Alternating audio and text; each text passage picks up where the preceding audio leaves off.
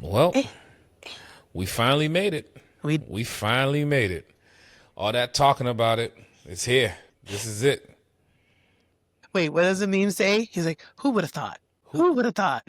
God did. In Everybody the words else of did. DJ. I know. Everybody in the sun knew this was going to happen but us. But let's give a good toast to this one. The first of, let's say, 1,000 episodes. Amen. And more. Well, you know, at some point, if somebody comes and gets cuts a check, goodbye, God bless, you know? Cheers. Ooh, I made that strong. Oh, my God. It's as if I'm you. celebrating something. I told you I have wine whiskey. What is a wine whiskey? Wine and whiskey. Oh, literally. Literally. Wine whiskey. Oh, okay. Literally. Yeah, I was trying to, I can't merge the words because they're both few words. It's not going to work the way we want it to do. Anywho, welcome. Welcome to Roots to Reality, where we will be. Welcome. It's Roots to Realities, where culture gets real, legacy comes alive, and no topic is off limits. We really don't care. Like, we're gonna talk about it. We might not agree with each other half the times. We might not agree with the world. It might not be popular opinion, but we're gonna talk about it, right? That's what media platforms are for. Right. To have a good, open, honest conversation without somebody else getting canceled, without somebody else getting in their feelings, without somebody getting mad. It's just somebody's opinion. That's all it is. We ain't gotta agree with everything. We're but as entitled to as long as we're cordial about the situation and having fun about it, we gonna talk about it, right? That's right. I mean, what are you gonna get out of it? Shou? Honestly, I think there's so much that we grew up with. What I feel like I'm getting out of this podcast is just my truth, being able to tell my truth. I think I spent a lot of my life in the shadows, kind of just walking around, not seen as we were raised to be. Keep your head down and keep it pushing. So I'm learning to come out of my comfort zone, and I'm learning that it's okay to talk about how you were raised and that it's not as negative as we think it is, and that we have more commonality than we expect. Well, than we thought. True. How about you? True. I mean, for me, it's just another. It's kind of in the same. It's kind of in the same vein, right? It's like when we first talked about it, right? This is literally life after lick or like I Liglies, and that's how I look at it, right? Because the way we was brought up, the generation before us is probably gonna think we're complaining. The generation behind us don't even know what we're talking about. That's like, it's a cohort of us that was raised where it's like we don't have friends. You know what I mean? Anything that was wrong was the Black Americans. You know what I mean? You could only go to, and when I say lick or like I Liglies, it is school, home, church. That's it. That's it. Another day I was having a conversation with somebody and I realized like all your closest friends are probably your cousins or somebody you met through church. Yeah. Like I have plenty of friends, right? Right. That we've had lasting relationships with, whatever, but nothing's like the bonds that we had with that cohort of group, because it's like you only had each other. We wasn't allowed to do certain things, right? That the other kids were able to do. And it's like, but now we're the parents and we're trying to break those norms, but we still got some of those things. Like I tell Kaden all the time, I'm his friend. What are you talking about?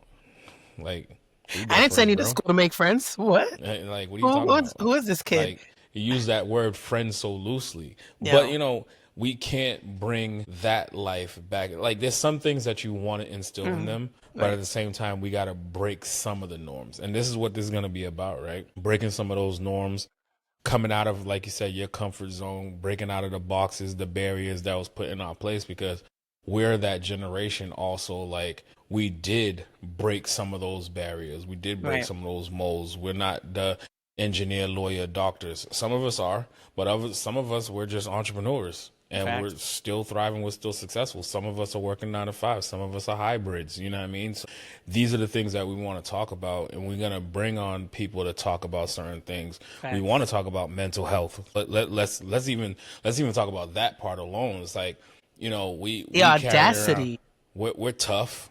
We're strong, but at the same time, on the inside, we weak. We carrying trauma. Hurting, you know what I mean? And it's like, these are the things that we got to talk about. Yeah. But you know what the crazy thing is? Tell me about yourself, Shou. Like, we talked about what the show's going to be, but tell me about Shou. You know what? This is good practice.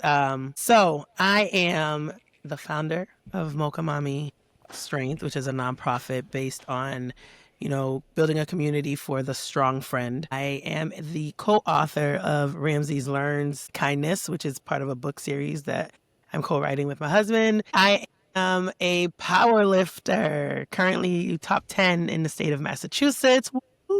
If you need me to pick something up, give me a call. I need to get one of those in the house and just walk around with it. But most importantly, my favorite titles are mom and wife and the child of two amazingly strong late Haitians, I should say, because they are no longer with us. So that is me. I'm just here to build community, speak about it, and I want everybody to just be one unit. Tell me about you. Dope. I mean, so military vet, I think that's what I typically I put that like third on the list. You know what I mean? If somebody asks me who am I nowadays, Tiffany's husband, Aiden's dad, son, brother, friend, God-fearing man. Military is very high with me, 10-year veteran. I would say I'm kind of like a serial entrepreneur, but I haven't really hit that part yet, in my opinion, right? Because I think serial entrepreneur is starting a whole bunch of different businesses. Some people, they look down on it, right? Because they're like, how can you be a master of one if you're what is it? Jack of all trades, master of none. That's cool. Some people believe in that notion. There's nothing wrong with that. I feel as though you can dibble and dabble in a lot of stuff so long as it makes sense, right? And we'll talk more about those type of stuff, right? I own a trucking company with my brother. See that? Got you. It's weird to hit it for yourself, but I got you. I know. You just got to say hit the button. So own a trucking company with my brother. I'm still in real estate. I know a lot of people don't think that I am, but I am still in real estate actively. I work at Suffolk University, where I got my degrees from. What else am I doing? I do hosting. Degrees, people. Make sure you saw the S. Plural form, 3. I do everything in 3s. Jesus. So where was I at? Suffolk University. I do the hosting stuff still. That's my passion. That's my baby. The microphone took me to heights that I've never seen, places I've never dreamt that I'd be at, by simply just this thing in front of me right here, a microphone, right? I've done the podcast stuff before. I've been in media, getting more into the content creation stuff. Feels like I'm forgetting some stuff. I'm getting more into the speaking circuit, and soon I'll be an author, And now we got this podcast. I got a couple. Yep. I got it.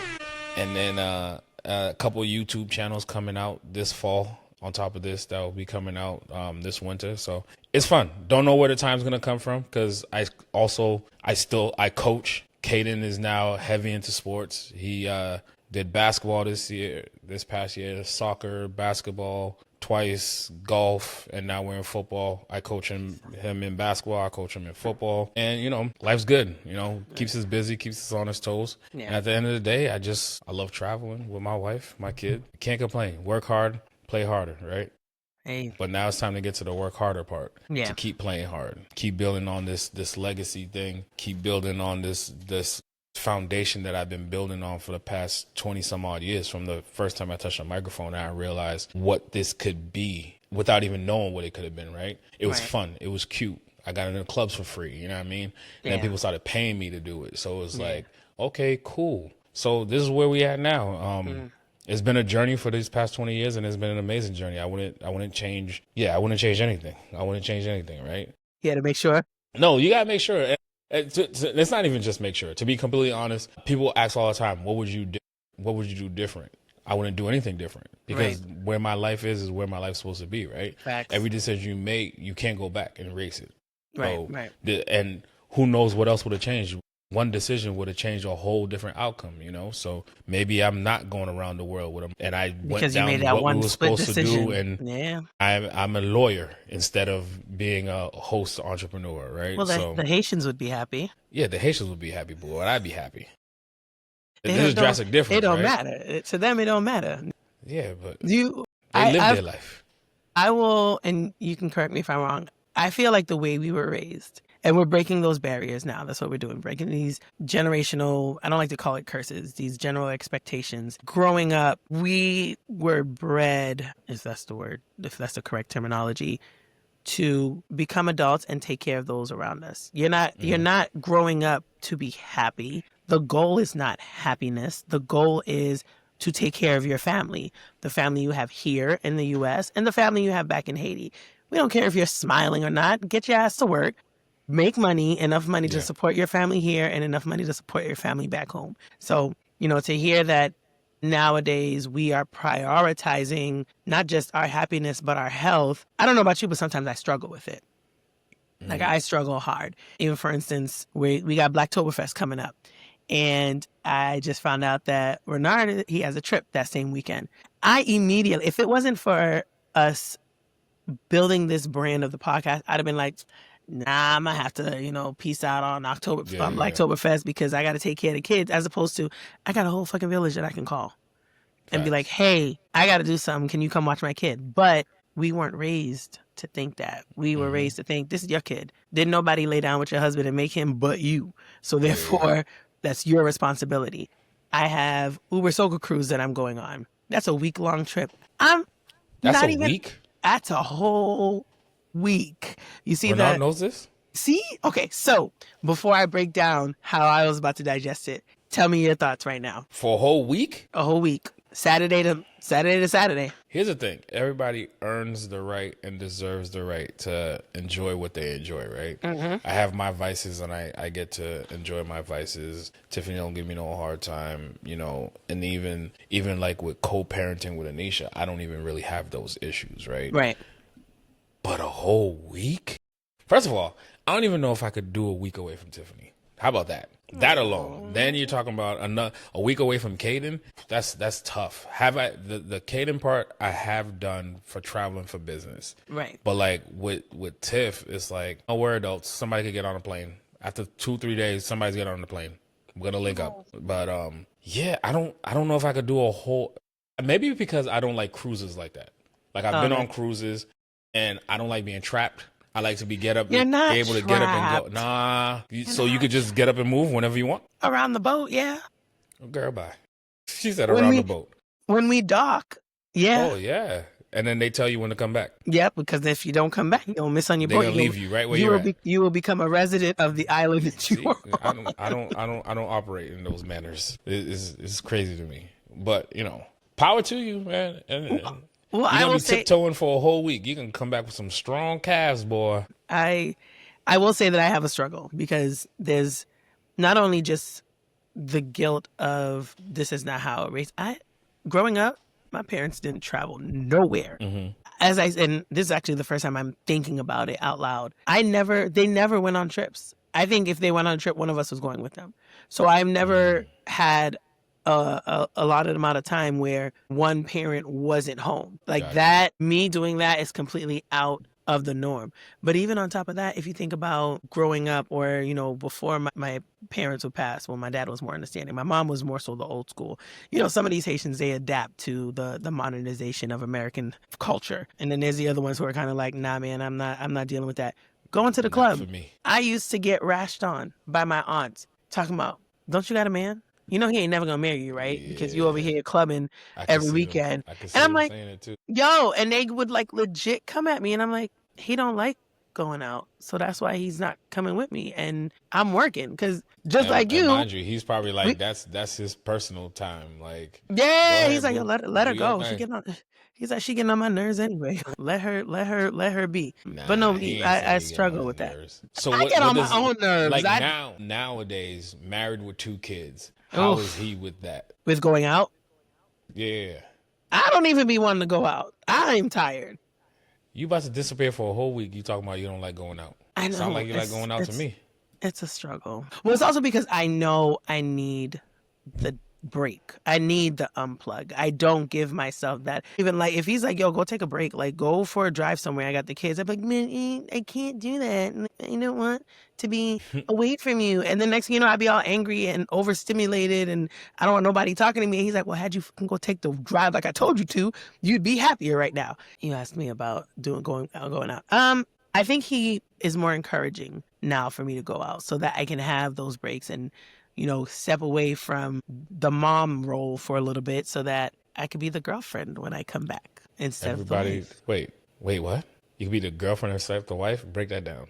You can't just slide that in there like it's an everyday norm. Well, when you go back to the dating stage, you go back to the girlfriend stage where you're a little more risque and you're not as conservative. Oh, so you come back being freaky? Yeah. You're doing freaky things to him. Okay. Yeah. Just lay it out there. We said we're gonna tell the people the truth. I come out being talk about it, nothing off limits. with tricks and stuff, and just all that good stuff. We're gonna go left real quick. So you come home with a bunch of tricks and all that other stuff. He don't be saying there like, where the hell did you just come from? And where'd you learn this? How'd you learn this? And you better not have been practicing. No, because he go to sleep. He fall asleep. I do what I'm supposed to do. He be like, well, thank you for that. Well, good night, God bless. Exactly. He's like, I knew taking you out, I knew sending you away was gonna get me what I needed to get. So everybody happy at that point. Listen. You got your vices, he got his rocks off, literally.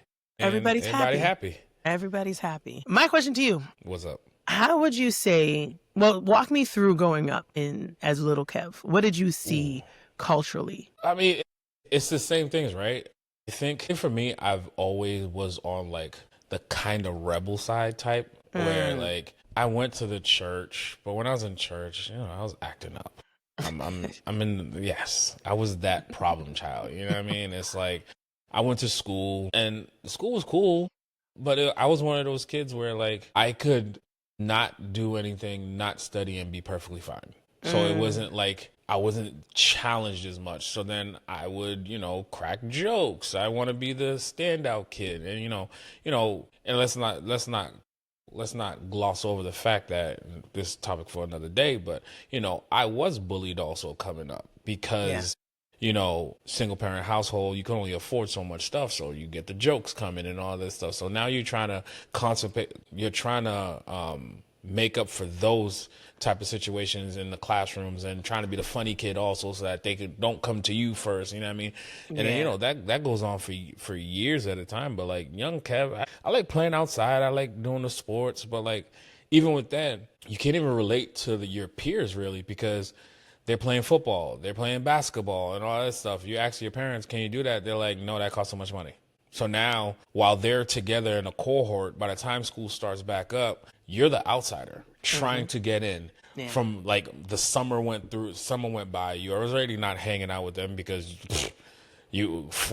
what no, you stay right here. But I'm not gonna sit here and act like I didn't have a childhood neither, right? But because like I was the kid that could get on my bike and ride it down to the park, right, and disappear for hours on end. And you better be back before the time that they told you to come back. Did I push my boundaries? Absolutely. And then I'd get locked out the house. Now you got to be sitting there knocking, help me, please, somebody. Help me. And your grandmother trying to open the door, and you could hear through the door. I'm like, damn, how long are they gonna leave me out here for? Like, come on, somebody help, man. Trying to call my sister. This is before cell phones and all that, so you can't even call somebody. Like, I used to try to, and I'm pretty sure when my mom hears this, she knows all this stuff anyways, but like, I used to schedule it with my younger sister to like right when everybody would go to sleep, come out, unlock the porch door, so that way I could climb up the story over, because like we was on the first floor, so I could like climb up, get on the porch, and I'd be inside the house. And then I'd be like in my bed before my mom wakes up to go to work in the morning. So it's like as if I was always there. You know what I mean? But this is later in life, people. I'm not doing this at 7, 8 years old now. Come on. But yeah, I mean, I could honestly say I did have a fun childhood. Yeah. The neighborhood that I grew up in, there was a lot of like, thank God, there was a lot of Haitians. So like there was a few neighbors that we got to hang out with at their house and all that other stuff. We got to go to the parks and hang out and all that. We just wasn't doing what our other cohort of friends were doing. So like, they come to school with the latest talking about this, and you're like, yeah. You pretend like you know what's going on. You don't know nothing they're talking about. You know what I mean? Yeah. And as an avid lover of sports when I was young, not being able to do that was a little frustrating. Yeah. Because when you do end up getting the chance to play sports, you're behind. Yeah. Because they've been doing this since 5, 6 years old. Right. You're now 11, 12 trying to catch up with these guys, you know what I mean? And let's not get it twisted. Your boy's not a natural born athlete. I just love sports, right? Like, I am a role player on football and a bench warmer in basketball. If you see me on the court, just know it's because I'm good at talking shit and I can play defense for a little bit. But you get that dude with a good crossover, he breaking my ankles and get me out the damn game. Let's be real about it. Football was my thing. I tried baseball for a little bit. Yeah, that's a Spanish sport for a reason. Yeah, it wasn't meant for me. The things that was designed for Haitians was soccer, and I could never get into it. 90 minutes of running, I can't do that. Can you imagine my fat ass running up and down for 90 minutes for 1-0? No. But we'd be so ripped and in shape. I It would be don't care. amazing. It Let would me be a jelly roll on the sidelines talking hella shit. Don't care. I'm not doing it. But that's enough on me. Tell me about your childhood coming up. Well, before I jump into that, I will say, as you were speaking, I can definitely see the core difference, because even though you touch on areas of strictness, you know, it was like, well, you can't go hang out with friends. You can go ride your bike to the park. I feel like in our culture, there is a stereotype with raising young boys and raising young girls. Yes. Because I was not allowed to do any of that. Yes. I couldn't go down the street unless my brother was walking with me. And I'm older.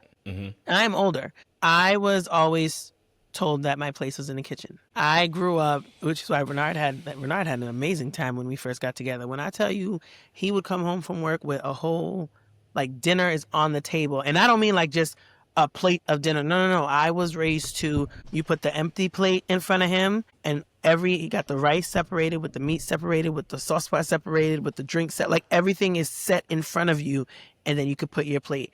And then sometimes I sat and ate with him. Other times I didn't have to. But then that's what I saw my mom do. I would see my mom, and even she would go to the extent of putting a tablecloth on top of the tablecloth so that it was like his own designated area. And he had everything set out in front of him, and he would eat, and then he would literally get up from the table, go sit on the couch, watch the news, and she would clean up after him. And there was very minimal communication that I saw. Like, I never saw my parents say, I love you. I knew that there was love, but I never heard the words, I love you. Yeah. They never went on dates. I didn't see any of that. Funny thing is, my dad is actually who taught me how to sew and cook. It wasn't my mom. But majority of the time, and my parents got divorced, I would say maybe when I was like 14. So a majority of my childhood, I was raised in a house full of women.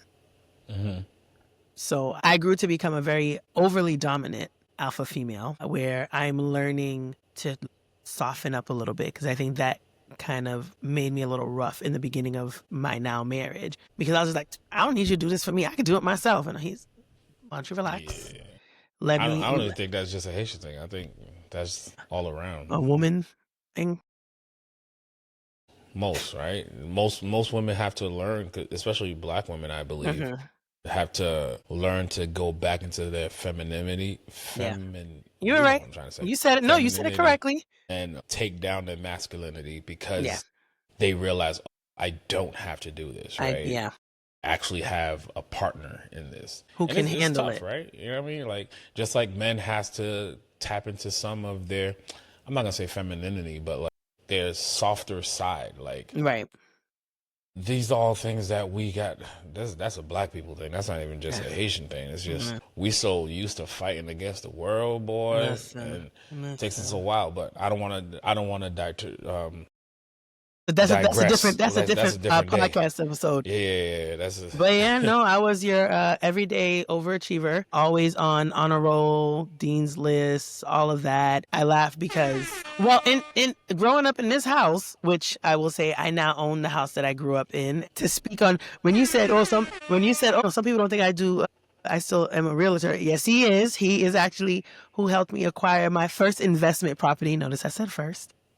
Thanks to you. So yeah, he's still out there, y'all. Give him a call. But I still grew up with that stigma of, in this house, you cannot come in this house with anything lower than a B. If you had a B plus, you better change your report card. Learn how to forge it. I actually, funny story, forged my first report card. Oh shit, we all done that. And we all got caught too, like a bunch of dummies. I did not get caught. I did not get caught. Well, I did it twice, got caught both times. Fuck, man. Both times. God, I would say this, and I love my mother, God rest her soul, but that just wasn't her thing. So, and when I sit back and I think about, and it was in high school, when I think about, I literally just did it on a Word document. It wasn't official paper. I literally just printed. There wasn't no Adobe back then. I literally just wrote, it was a Word document, a regular plain white paper. I literally just put Fontbonne Academy. I put my name on it.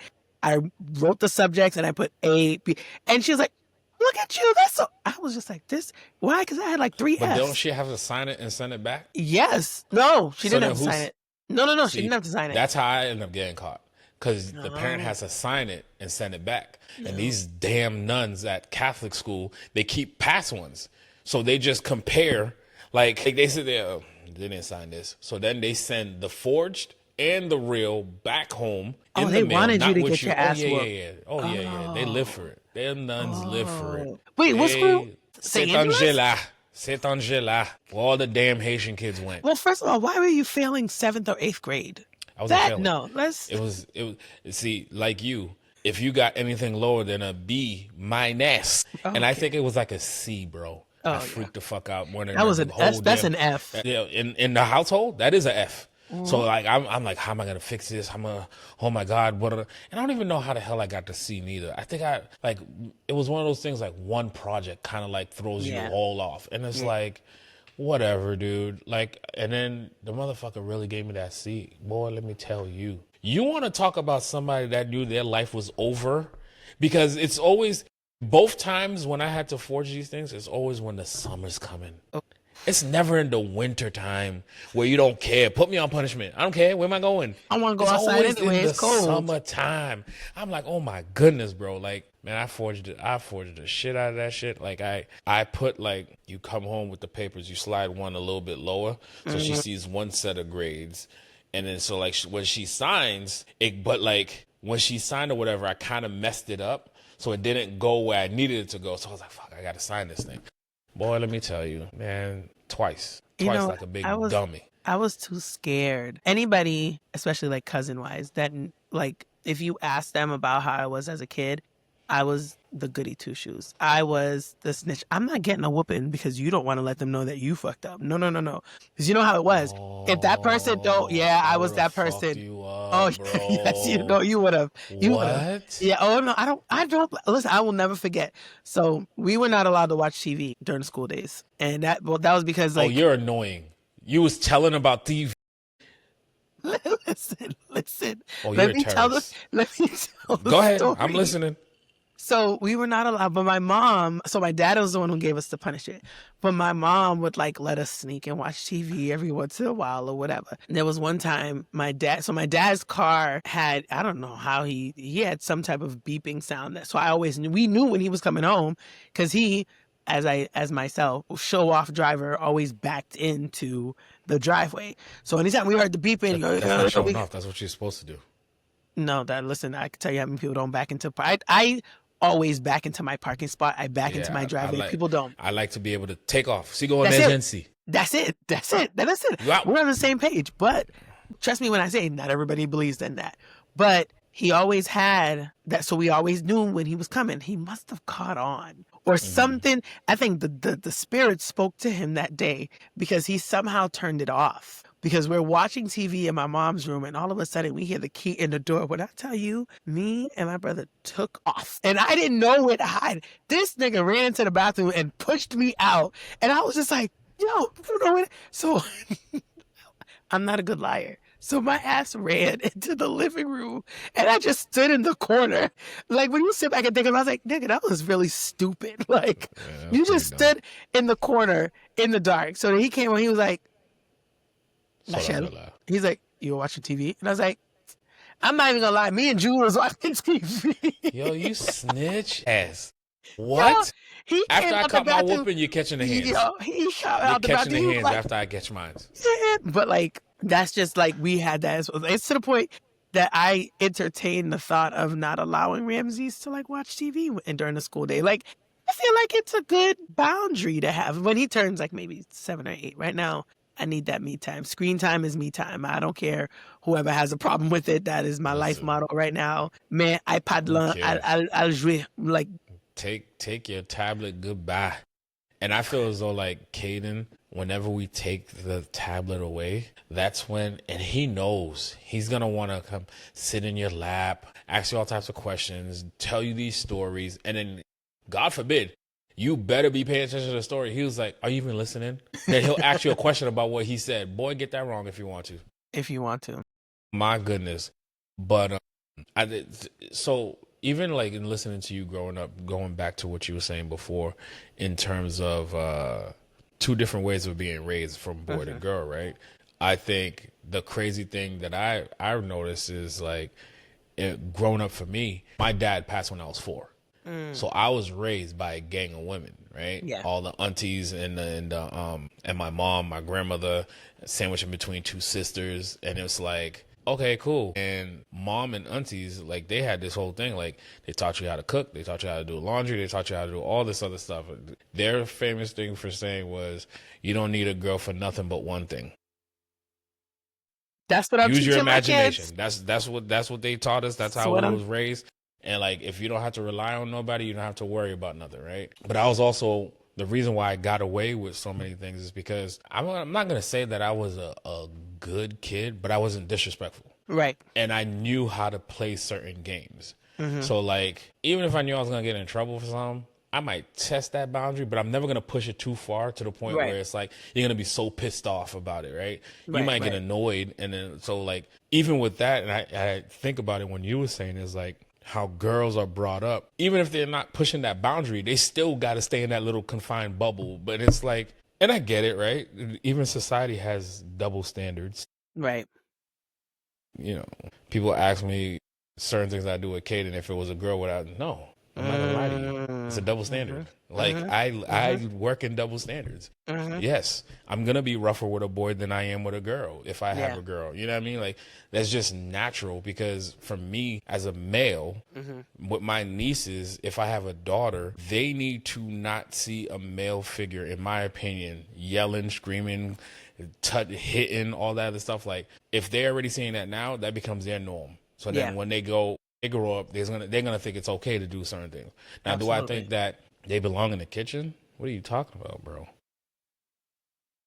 I'll tell you this. I hope you know how to cook. If you know how to cook, you better go make some money. I'll tell you this right now. Since I want to say, I have not cooked dinner all year. Maybe 2025.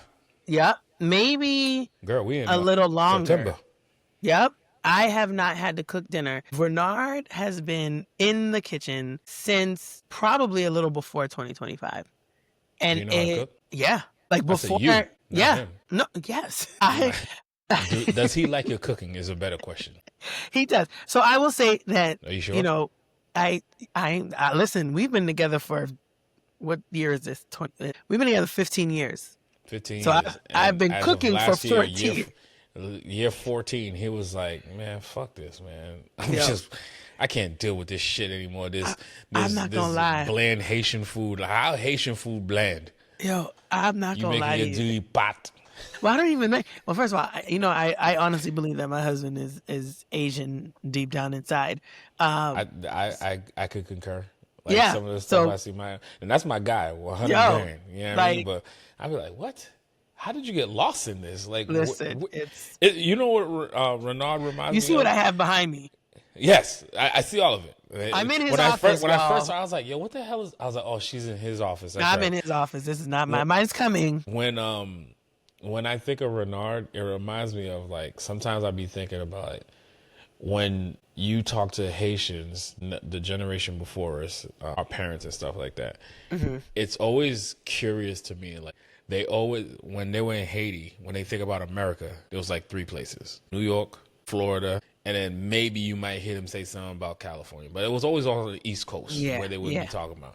And then when I be thinking about how deep of a population, Haitian population is in Boston, I was like, how did we get lost? How did we get lost? Like, you from Florida to New York, there's this big old gap, and then you said Boston. That's where I'm going. What?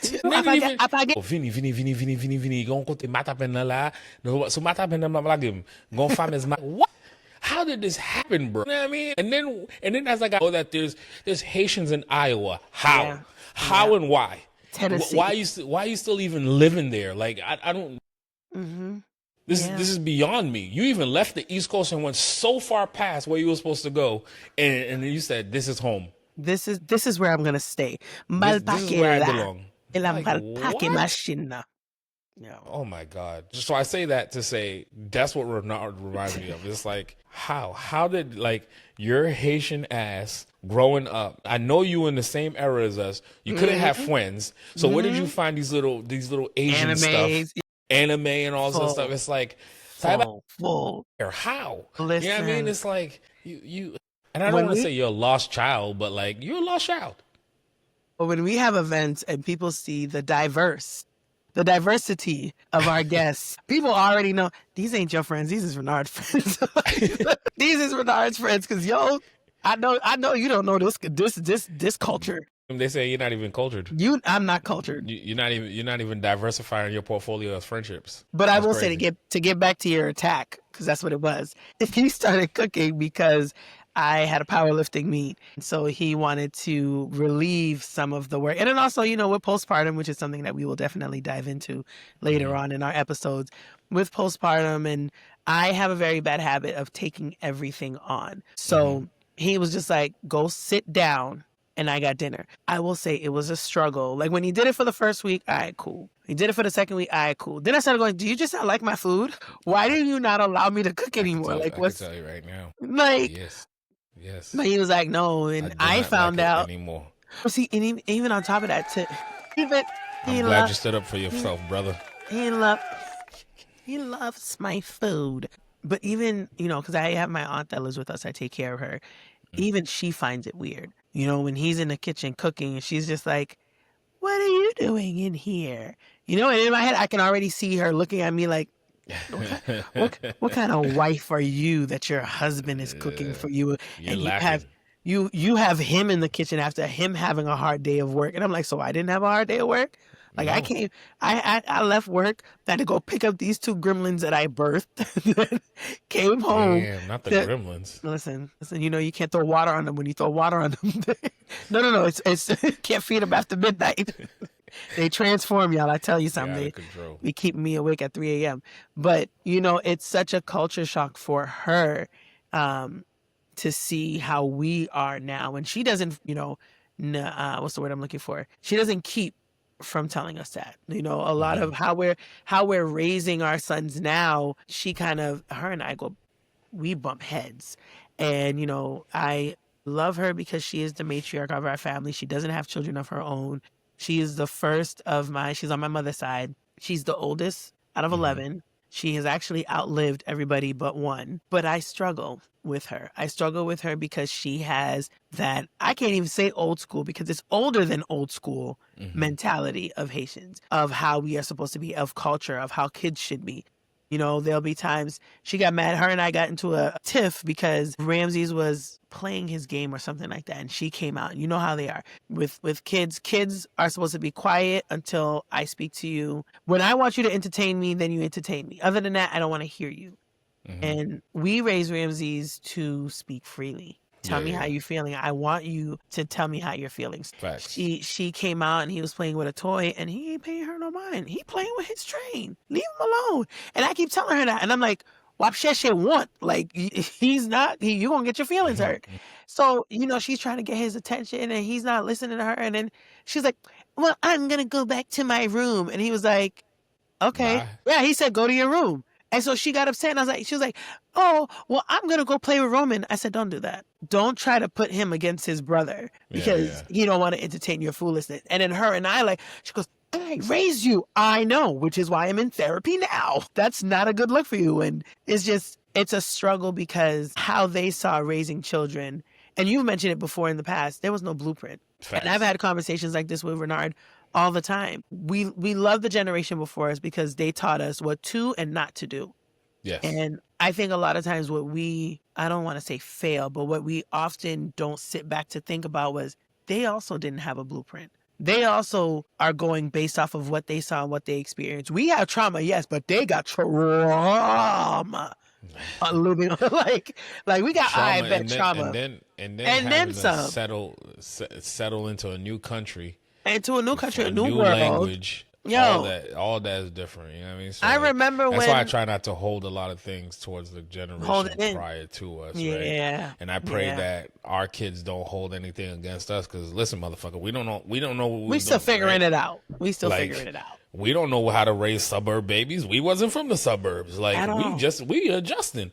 Like people out here waving and moving trash bins for me. I'm like, what the heck is going on here? And not realizing you over here thinking they stealing your shit. Give me my trash can back. I saw that white man coming up my driveway with my trash cans. I was like, what the heck is going on here? Did they change the trash services? Like, now they doing it by foot? I didn't know what was going on.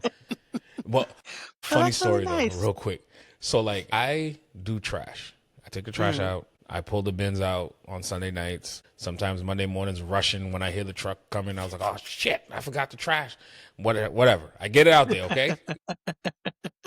I come home. So there was one day, trash picks up on Mondays. And I come home from work. I go in and I had to rush back out. So I come in, leave. So I didn't pull the trash barrels in yet. I come back in, and I'm here for 2 seconds. Got to run and go get Caden.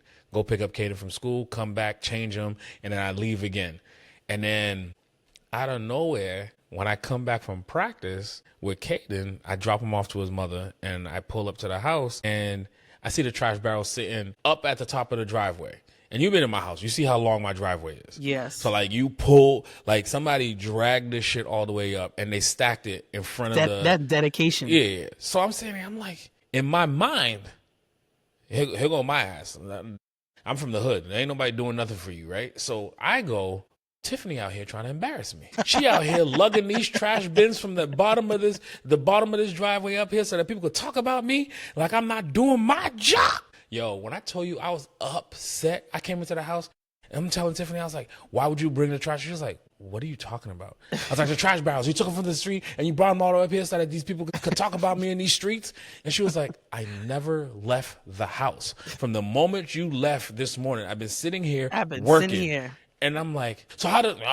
So you think I'm dumb? So I go to the Ring camera. I go to the Ring camera. I'm scrolling back from the time that I left because I know the trash bins were still there. So for the last time I left, I scroll on the Ring camera and I see people walking back and forth to it. And I see this one white man. He's going to his house and he comes around. And then, mind you, I don't know none of my neighbors. I wave to them as I drive by. Right? That's it. Keep it going. Never had no real conversations with them. The most conversation I ever had was me loosen up the reins a little bit because Caden likes to sit on the front porch. And then when the other little neighbor kids are outside, since they go to the same school, he wants to go talk with them or whatever the case may be. Oh, that's nice. That's the most. And I don't even talk to their parents. The only time I ever talked to their parents is when we moved in and I wanted to put the fence in the middle. We split the fence in the middle. That splits our 2 yards. Yeah. So that was the most conversation I ever had with them, right? Yeah. So I see this dude, him and his wife are walking, like most people in the neighborhood do, walking up the cul-de-sac, blah, blah, blah. The wife goes into the house, and he goes up, and he comes back down. And then he walks over to the trash bins, grabs them, and wheels them up, stacks them nice and neat, and then just walks away about his business, and they go back to their walk. I'm like, what the hell is happening here? This is when I realized, bitch, you live in the suburbs. Like, they doing neighborly shit for you right here. Like, we not in the hood no more where we taking trash cans and holding parking spots, like, and then they taking your trash can and throwing it out the trash, like. And then it took me like days to find this dude, right? Finally, I seen his wife outside watering and stuff. I talked to this lady. This is the most I ever talked to anybody in my neighborhood. Miss April had me out there, and we was chatting like we was long lost friends. 50 minutes of my life was out there, and I still ain't talked to the husband yet to thank him for bringing up the trash barrels. But like, moral of the story is, Tiffany did not embarrass me in these streets. She did not bring these trash barrels up. And I was like, you better not. And that's one of the things that we're talking about also, right? Like, what are men duties? What are women duties, right? Right. Even though it's not something that she could easily bring the trash barrels up, but no. But that's not her job. I do that shit. Quote unquote. The same way where like I put shit in a sink, knowing good and goddamn well there's a dishwasher right there, but I'm going to leave it in the fucking sink. Who cooks? She be yelling at me and Kaden though. She was like, guys, at least rinse it. We don't even rinse it. We just put it in the sink. Some way, somehow, they all get clean. I don't know. Magic. Lord have mercy.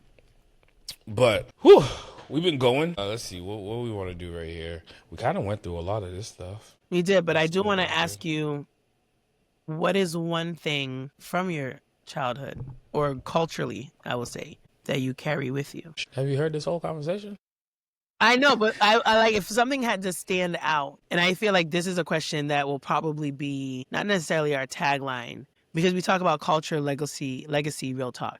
So culturally, what's something that you hold on to that's helping you build your legacy? I guess it's also in a negative and a positive light. It's kind of like twofold in a way. It's not having a father, one, and not having that, and what drives me to how I move now, right? And in the manner that he passed, and then things that went wrong along the way after that, it's like, oh shit, I gotta make sure my paperwork's in order.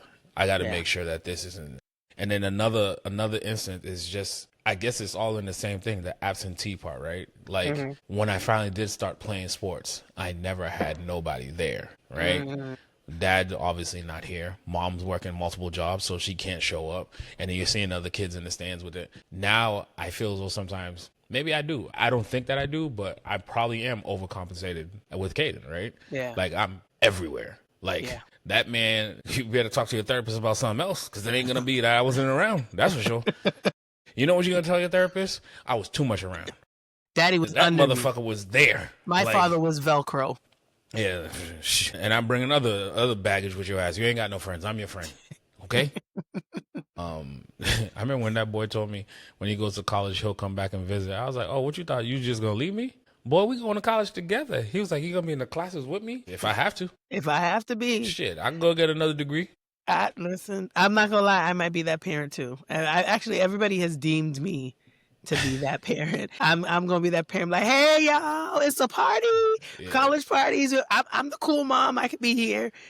I will say, Tiffany and Nisha says, I like they say you say it jokingly, but we know you're dead ass serious. Like you're gonna be the dad at the door. You're gonna follow Caden. You're gonna follow Caden where he goes. And I don't think I am, but we'll see. But why not?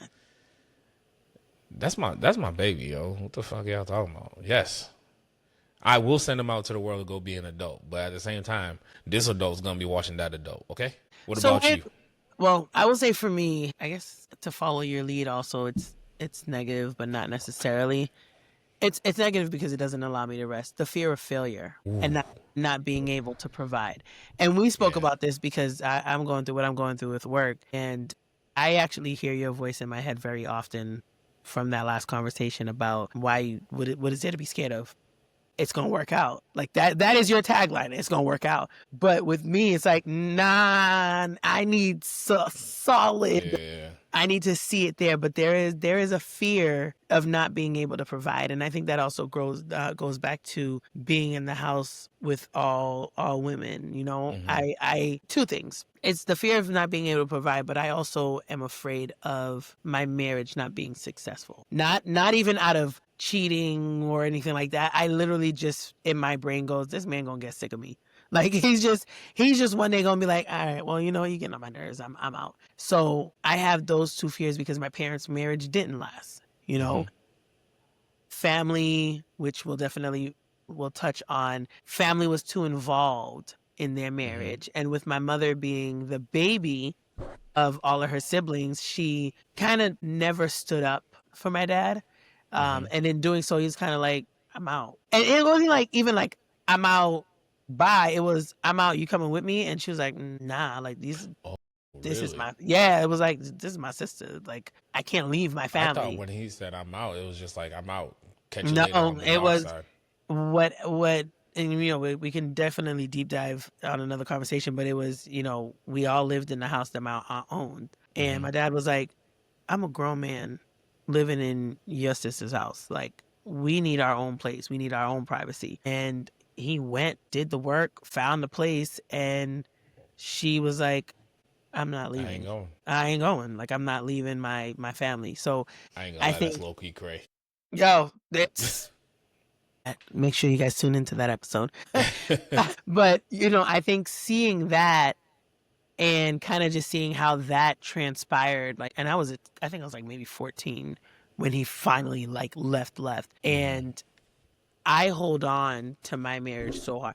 Like, you can't breathe at Renard the wrong way. And I'm like, what you say? What happened? Because in my brain, I'm like, I didn't see my mom stand up for my dad. And I didn't see her hold her marriage down, because I think another thing, although we know we focus on l'école, la caille, l'église, I think one of the things that we don't necessarily throw in that mix, that it is very true to form, is the loyalty to your family. And I think that is not that wasn't properly trained, I should say, or properly explained to us. We were raised that if your cousin or your brother or your sister or your mother or whatever abuses you verbally or takes advantage of you, you got to keep it going. That's your mother. That's your family.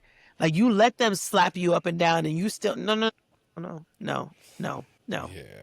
You gotta learn. Let's rethink that situation. Yes, I think one of my biggest struggles is just finding my place and being okay with it. Because of course you walk around with, well, that's not how I was raised. That's not what I saw. And then if you still have the older generation in your life, you got them in your ear like, that's not how I raised you. That's not how it's supposed to be done. And it's like, well, shit, do you see what everybody else is going through? This is why. You didn't raise us this way. Like, we all trying to find our own way, but there's definitely fears of failure, like whether it's providing marriage. That's definitely on the list, and there's fear of failure for so many different things too. But I think the first one that I said, it's the overcompensating for absenteeism, and it goes back to like not having the blueprint. Yeah, it's a double whammy not having the blueprint. You know what I mean? Facts. We're first gen born here. And then to top it off, no male figures. Nope. In the household, right? Nope.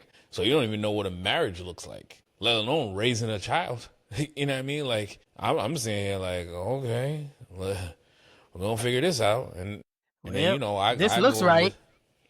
It seems right to me. You know what I mean? And you know, conversation for another day. Now I add another one to it where now I'm co-parenting. You know what I mean? With two households definitely wasn't two a thing. families. You know what I mean? Definitely not a thing. Oh no, they had multiple households, but they wasn't blending it. It wasn't blended. And you know, it is a conversation for another day, though. But yes. So what is one last question? All right. What's your most embarrassing culture moment? Oh, listen. All right. I got mine. I have one that just is the top of my head. So growing up, I had a nemesis, which she ended up being really cool with me in high school. But we added for some strange. Oh, you know what it was when I went to St. Matthew's, which was actually your rival of Saint Angela. And I remember I got promoted from K2. Well, to K2, and as soon as I walked into that class, she was like, "This isn't your class. You're a baby. You belong in K1." So her name was Sheena. I love her now, but you know that was how she greeted me in K2 at 6 years old. So you can imagine. So we spent the whole up until 8th grade just hating each other. And so when I went to high school, listen. But you know, it's when I listen to her speak now, it's just like, you really are just a special human being. You really are. But I used to take the bus in high school, and my mom one day got on the bus, and a guy that I knew, we wasn't even flirting. We just friends, like just talking. I don't even know how to describe it because it was just like conversation. Like, he said hi to me, or maybe he said a joke and I laughed. But when I tell you, my mother was on the bus, and she legit on the 24 bus from Wakefield to Mattapan. See, I know the bus. She went up to him and was like, "Get away from my daughter! What's so vagabond?" And I did, like, she cussed him out on the bus. And I was so embarrassed that I literally went to somebody who was my enemy and said, because Sheena at the time lived down the street from me. Mm-hmm. I went to her and I said, "Look, my mother just embarrassed me on the bus. I cannot get back on that bus. Can I please ride with you to school?" And I rode with her to school starting the next day. Like, I never got back on that bus because I was like, I cannot allow people to see me. I was like maybe 15, 16. How long did you not get on the 24? I didn't get on until I graduated college. Girl. Well, till I graduated high school. Girl, I spent 2 years getting a ride from Sheena because my mom went and cussed this boy out on the 24. And you know, it was the 30, 645 bus. You know, them buses when everybody is on that. It's a packed bus. So everybody's seen Shou's mama cuss out some boy on the bus. Nope. Yeah. I didn't get on till I was back in college. I didn't have to see nobody. What? No. What's? Yeah, please, you chuckled for yours. They don't care about that shit. I have technically two, right? So like, just listening to yours made me remember of another one.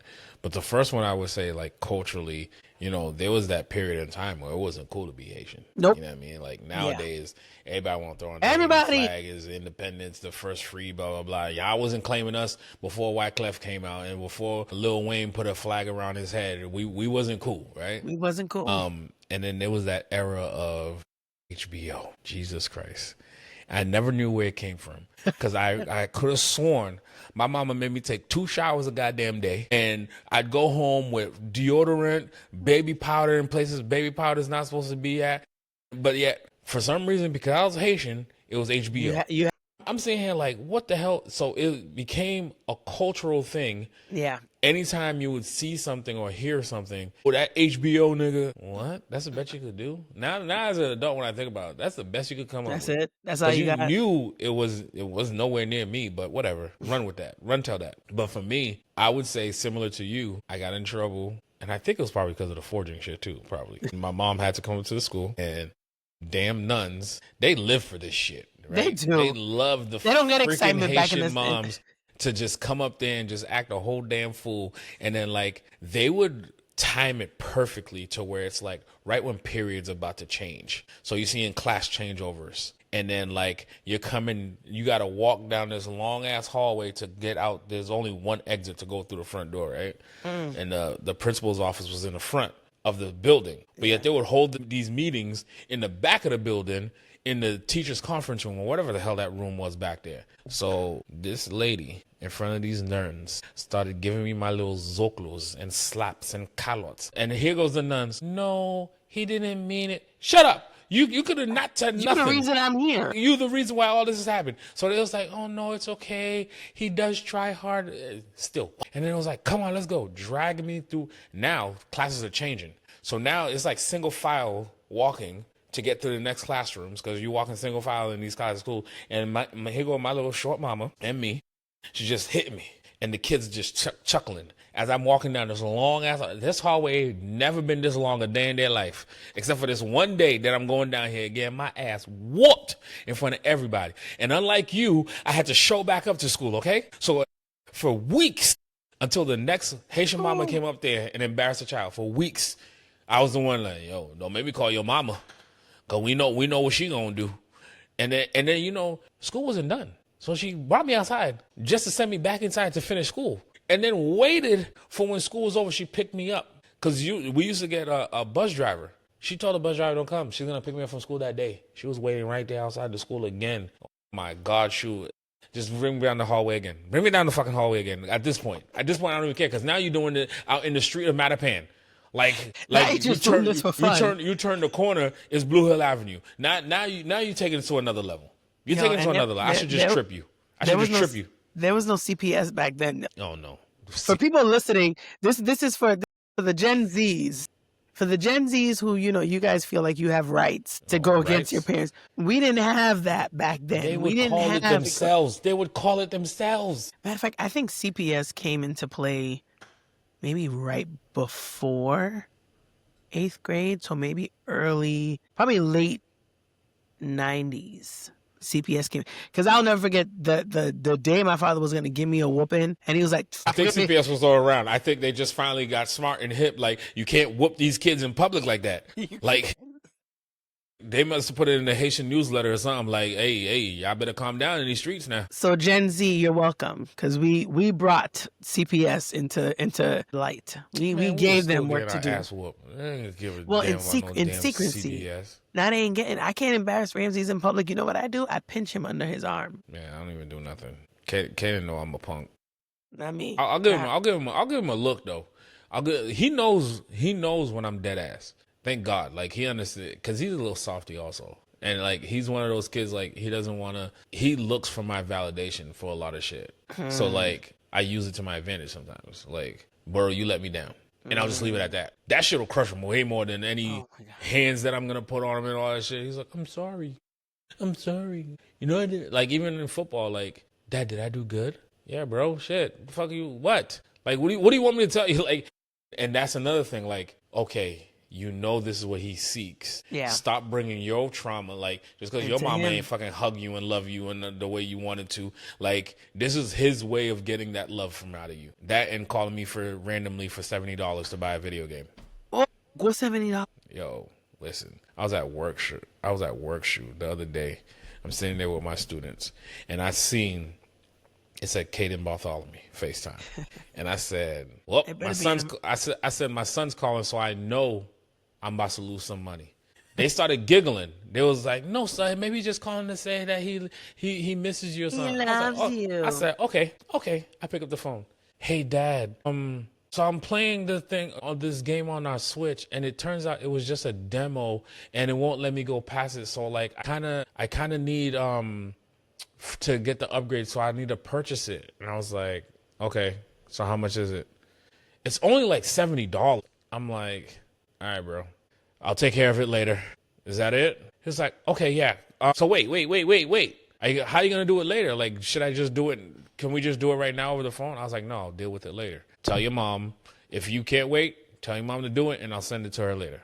His mom comes on and was like, I told you to tell your dad that, just ask him if it's okay, and then we could just split it, or I'll just do it, blah, blah, blah. I'm like, I'll just send them it.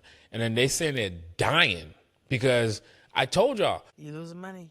Whenever I see Caden Bartholomew, that means he physically picked up his iPad to call me, I'm going to lose some money. If his mom's calling me, bill. then they're calling me just to say goodnight or ask me a question. But when it's Caden Bartholomew that comes across my phone, I'm losing money.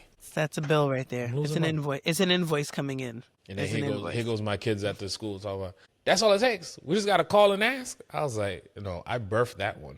No. I ain't birthed y'all. I got to be call another phone. I can't give y'all instructions for your parents, but for me, okay, well, we know that we can go on over and over and over again, but we wanted to give you guys a taste of what we will be delivering starting January 2026. In the meantime, please make sure you make your way to our Instagram page. It's Roots to Realities. Although, and it's funny, Renard actually the other day was mentioning our podcast, and he's like, Roots to Riches. I was like, it's realities. Why we keep saying riches? Shit, I said it the other day when we was talking. Roots to Realities. That is ROOTS. The number 2 realities, REALITIES. Look at me. Yo, I was waiting too. I was like, ooh, she's bold by spelling out the roots part. So now she got to spell out realities, or you a suspect. You see what I do with the Shou experience. You know how long it took me to finally say that and not mess it up. Oh, and that's not even correctly spelled. But anyway, make sure you follow us on Instagram to stay up to date when we will be dropping episodes, appearances that we will be making. We're gonna be hopping at Blacktoberfest. You'll see us there. We'll probably be doing some live in person interviews. Any things that we're doing between now and January, just to kind of build our brand. Get people on board. I know you're not gonna sit there and try to act like we ain't gotta hit a couple horns for you being a finalist for the Young Haitian American Awards for the Influencer of the Year award. Who do I think I am? I don't know. By the time January comes, I might just be saying I'm the winner of this category. That's the category I wanted too. But they gave me Young Citizen. It's cool. I saw Young Citizen. I went back to check. You won. You're the winner. And what I will mention, and I think that's something, and it is kind of tied into culture and how we grew up. We didn't necessarily talk about manifestation growing up. We didn't talk about your dreams. Like you said, it was like Leglis. You were built to either be a doctor or attorney or whatever, engineer. Those were your three options. So being a creative coming from our culture it's a battle. It's not a real job. It's not a real job. It's a battle, internal and external. Receiving these acknowledgments that we receive. When we went back in 2023, you were celebrating your cousin. I was celebrating Fenna. They both won. And we literally said, this year we are guests. Next year we will be nominee. You won Young Citizen in 2024. I was pregnant. I didn't even go. So. But this year, I am now a finalist for a young influencer award. So, you know, we gotta give thanks for just our determination. You know, we spoke about our fears. We spoke about how you are overly showing up. I spoke about my fear of failure. But I think what we don't talk enough about is our accomplishments and how these fears help shape the legacy that we are trying to build for the next generations. Like I said, before we sign off, I know yes. we told y'all go follow IG. Hold that thought real quick. Still go follow IG while we're talking. Why did you want to do this show, and how did it come about from your perspective? And then we'll close right after that. Honestly, and in a follow up, what do you want to see come out of this show? I know we said what we're gonna talk about, and also what do you want to see come out of the show? Well, I wanted to do this particular show. I think you and I have such a natural chemistry. We really do have that big brother, little sister dynamic, no matter where we are. You touched on it earlier today. We're not always going to agree, but there is a mutual respect in the differences that we have. I think it is important for people to see the realities from both ends, from different perspectives, but still in a respectable way. We both have had our own podcast. We both have worked with other people, and now we are coming together to build something great. What do I want to see come from it? I want to see the legacy. I want to see our children being able to say, damn, this is what y'all came from? Like this, okay, cool. Like this is where technically my beginnings began. You know, this is what my parents are doing. They came from here and look at what they're doing. I also want to be able, I don't know, you know, maybe next year we get invited to the Caribbean Music Awards and be on that red carpet and talking to other people in our culture. So things like that, you know, maybe becoming like a talk show. Like I feel like you said, growing up, it wasn't cool to be Haitian. Now everybody want to find a flag and wave it. Facts. But you see Blue Hill Ave?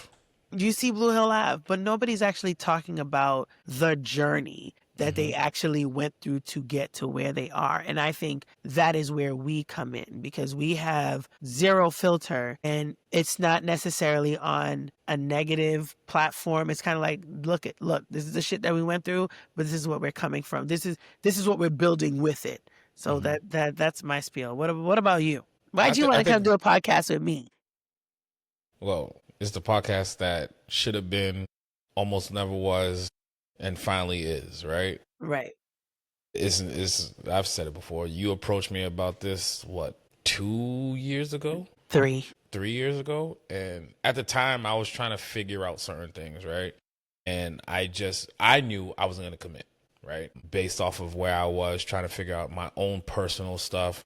And maybe it's one of those things, like you want to stand on your own and go do some stuff, right? Right. And figuring out who I am, who's my voice, because I just came off of doing that stuff with a group, right? And it was a great time.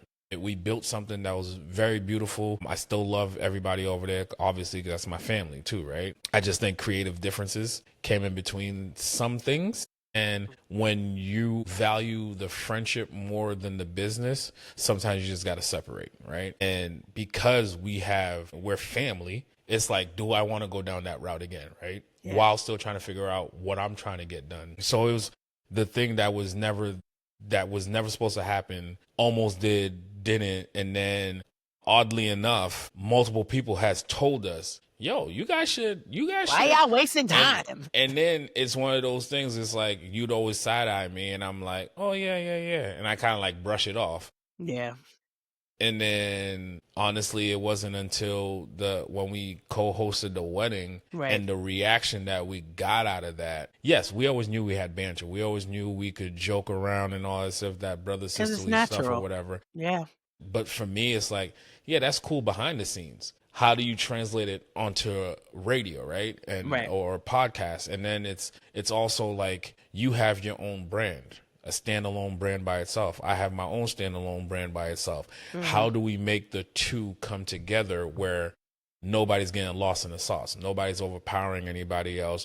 Everybody's gaining from the situation at the same time. And again, making sure the family dynamic doesn't get affected by the business, right? Right. I'm an old Shou's family over business.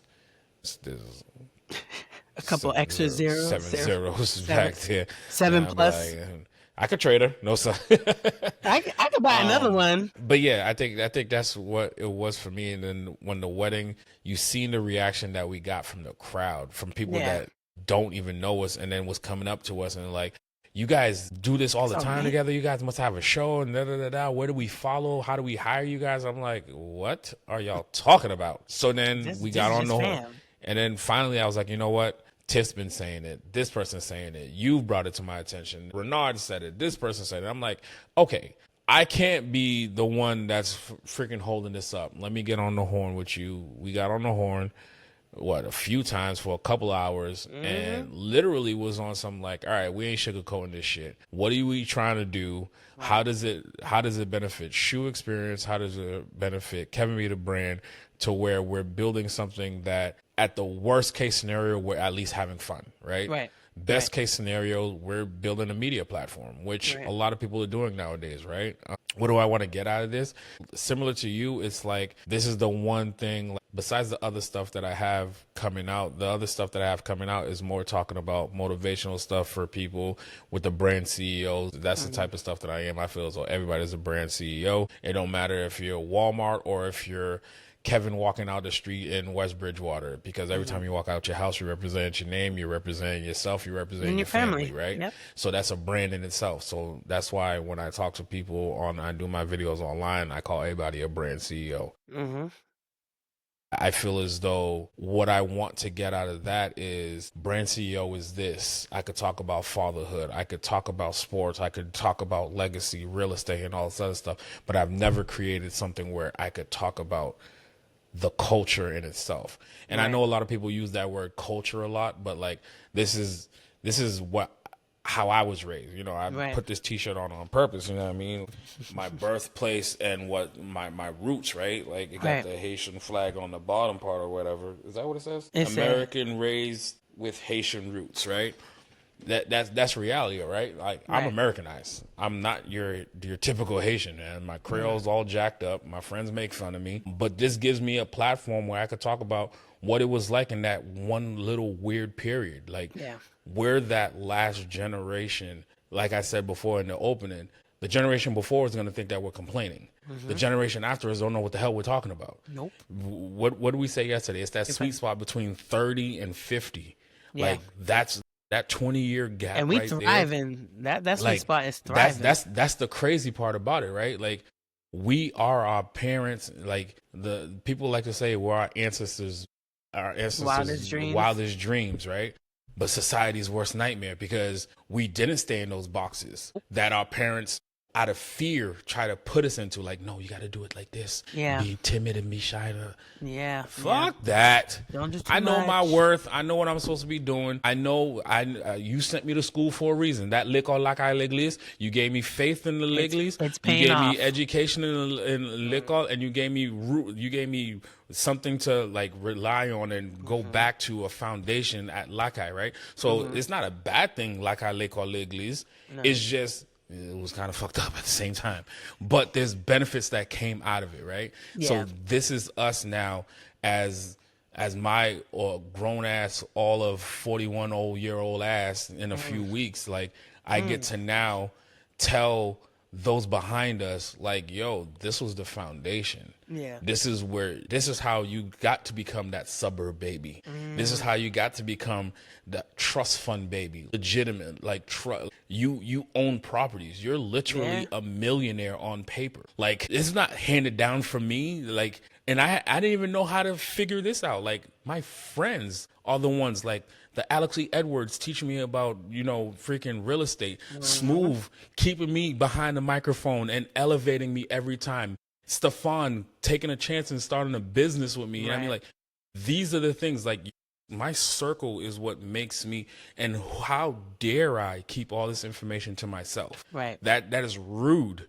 That is rude. Information is free, bro. And if I give you the information, if I tell you, hey, this is how you deal with these type of traumas, this is how you move forward. Let's talk about mental health. Let's talk about relationships. What the fuck does that do to me? Yeah. It don't affect my relationship. It don't affect my money, because there's so much money to be out here to be making made. We don't need to have that crabs in the barrel mentality, and this is the platform for it, because we're gonna talk to other Haitian people. We're gonna talk to non-Haitian people also. Yep. We're gonna talk to the people that need to talk to, that we just need to talk to, period, to let's unpack a lot of this other shit, right?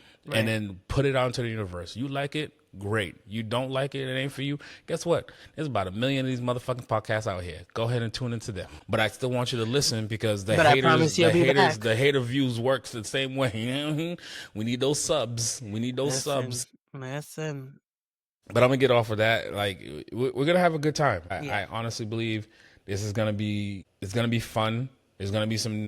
Listen, I'll tell you right now, from doing this before, every topic ain't gonna be my topic. I'm gonna give in, and I'm gonna sit there, and I'm gonna try my best to be as engaging as I possibly can, with a smile on his face. I have to, right? Because it's like, that's the thing that's wrong with our society right now. We don't want to talk to each other. Right. It's all about my opinion, and that's it. Yeah. No, motherfucker. Shut it down afterwards. Here's my opinion. What's your fucking opinion? I still don't fucking agree with you, and we're gonna keep it pushing. Yeah. That's it. Yeah. So that's the spiel. That's what I want to get out of this. Yes. And I also want to make money off of this too. So like, hit that sub button whenever you get a chance to. Let's share follow on IG, share, follow, subscribe, all that stuff. Especially on the IG, because IG is where you're gonna get all the information in the beginning, and then we're gonna be rocking and rolling. Tune in January 2026. It's Kevin B the Brand, alongside. It's your girl, the Vibe Enhancer. See y'all next week. Yes, sir.